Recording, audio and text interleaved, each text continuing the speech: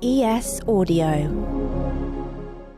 From the Evening Standard in London, I'm Ros Russell and this is The Leader. Climate change. It's something at the forefront of all of our minds. The heat wave we're experiencing, the droughts in certain parts of the world, the constant threats we keep hearing about to ecosystems. It's hard to get away from. Under the Paris Agreement, we must all work together to limit global warming to 1.5 degrees Celsius. Greenhouse gas emissions must peak before 2025 at the latest and decline 43% by 2030. But how do we do this? Where do we even start? Well, a group of girls in Zambia might have found a way to help. For this special episode of The Leader, our education series Let Girls Learn is taking over. Once a month, we travel the globe to shine a light on innovations as well as solutions that are helping girls to fulfill their right to education and healthy, productive futures. Today, we're going to a small farm in Chinsali, in Zambia's far northeast, where the girls are learning new farming techniques to grow food sustainably in the hopes of saving our planet. What makes this farm different from the millions of smallholder farms across southern Africa is that its fields, livestock pens and fish ponds are tended only by young women.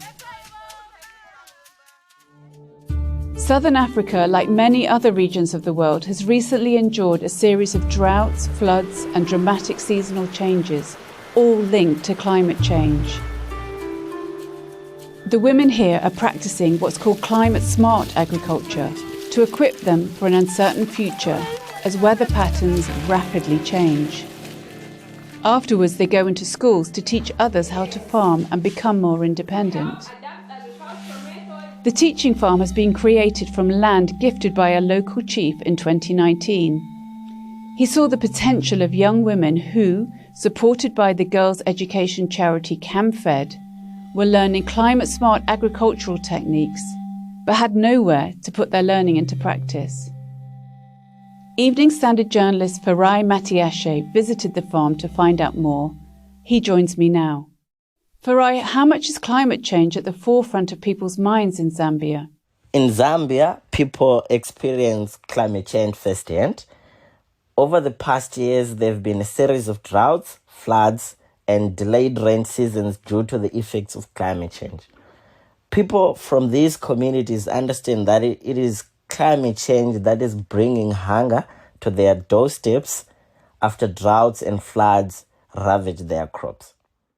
Can you describe what you found when you got to the farm? It takes about 30 minutes to drive from Chinsali Center to the farm, which is located deep in the rural areas. Thick scrub vegetation blankets the area surrounding this girls' farm, a precious oasis for about 150 young farmers. Inside the farm, there is nearly completely a hall with offices for agriculture guides. A farmer's dormitory is close by. Employing agroecology techniques, they grow drought-resistant crops like groundnuts, millet, sorghum. All these crops are lifelines for local people here. One of the young women there is 26-year-old Naomi, who was keen to highlight the many positives the farm gives to the community. This is CamFed Farm, which is located here in Chinsali district. And this project is one of our 5 projects, which is fish farming. We don't only benefit from the fish, we also benefit from the water. Like when we are harvesting, we drain the water to the garden there so that we can use the same water as manure to our vegetables because the water is very nutritious. Farai, how much of a difference is the project making to the lives of the young women and girls? The passion, dedication and determination to defy tradition and become successful in life were the reasons behind the girls' perseverance even from their childhood. They use the proceeds they get from selling farm produce to develop infrastructure there at the farm. as well as supporting vulnerable people in the community. My dad passed away when I was 2 months old. He left my mother only to raise me. It was very difficult because she couldn't even afford to pay or to buy for school requisites for me, even just to buy a book. When I passed my grade 7 examination, that's when Comfort came in, and they eased the burden on my mother. After I completed in December the same year, 2016, I joined Comfort Association. We were working together, doing charity works, helping vulnerable children. And in 2019, we were given the land, this farm here, so that we can be cultivating some crops and realizing some money so that we can help more children. What the girls there in Chinsali are doing is so inspiring. I've reported from many countries in Southern Africa, and this was the first time that I saw a farm which is manned by women only. They don't rely, they are independent from men, and this is an all-female led farm. What the girls are doing there is so inspiring. I was inspired, like, if the girls deep in the rural of Zambia are doing this, how about me, who is coming from an urban background? The girls they experience firsthand the effects of climate change, but they are finding solutions to their own problem. So instead of the people there getting their food from Lusaka and other parts of Zambia, they are relying on the farm and the other farms in Chinsali there. So in other words, they've reduced emissions in terms of transport. You know, those trucks are moving from one place to another. Last year, the rains came late to Chinsali and were much shorter than usual. For many farmers, it was a disaster. But Naomi and the other young women working on the farm managed to weather the storm. Employing agroecology techniques, the young women grow drought-resistant and short-cycle crops like millet and sorghum, and mix grains with vegetables and legumes to conserve water. And the farm's purpose extends well beyond its 254 hectares. The young farmers share their knowledge with hundreds more local residents and in schools in their communities, mostly women and girls. Farmers like Naomi teach beekeeping, crop cultivation, poultry and fish farming, and most importantly, how to adapt farming techniques to a changing climate. We also had opportunity whereby they trained us as agriculture guides who can be guiding farmers on how to be climate smart in farming. We used to go to the community members. We gather them together, we teach them, we sensitize people, we sensitize the community about the weather. Let's take a quick break. In part 2, we look at why women and girls have such a crucial role to play in tackling climate change.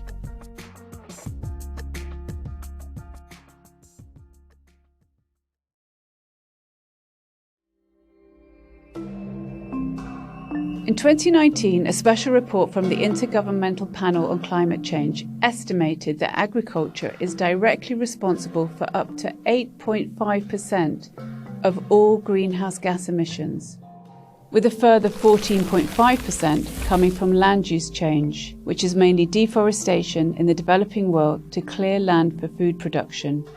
But this farm in Chinsali wants to change all that.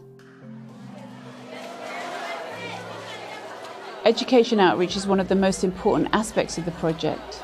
They aim to inspire more young green farmers and climate change activists in local schools, like 17-year-old Chulwe. Climate Smart Agriculture Program, this is something that has been brought to us by the KAMA members.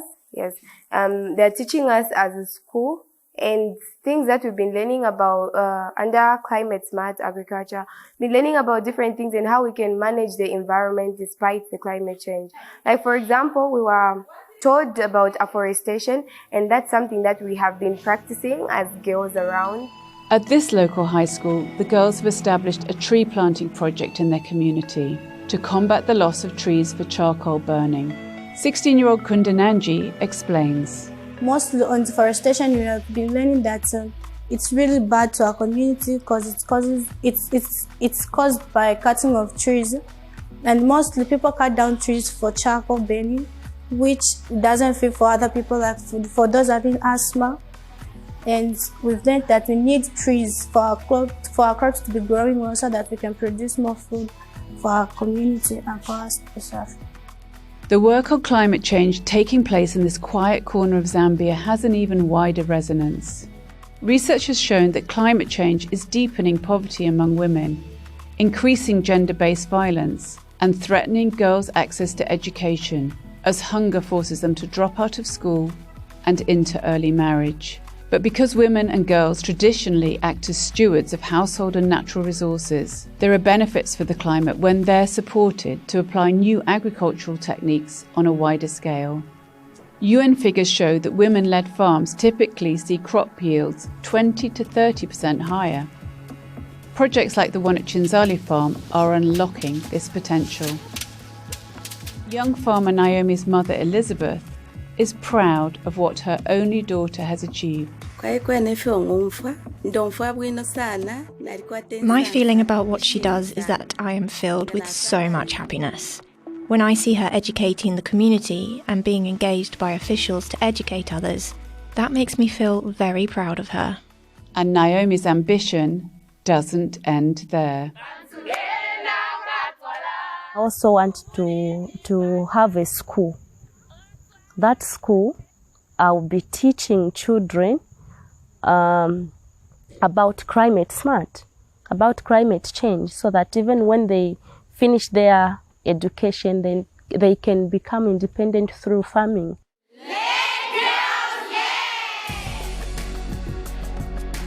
And that's it from this special Let Girls Learn episode. Next month we'll be in India to find out how mothers are fighting for their daughters' education, something they missed out on. The Leader is back on Monday at 4 p.m.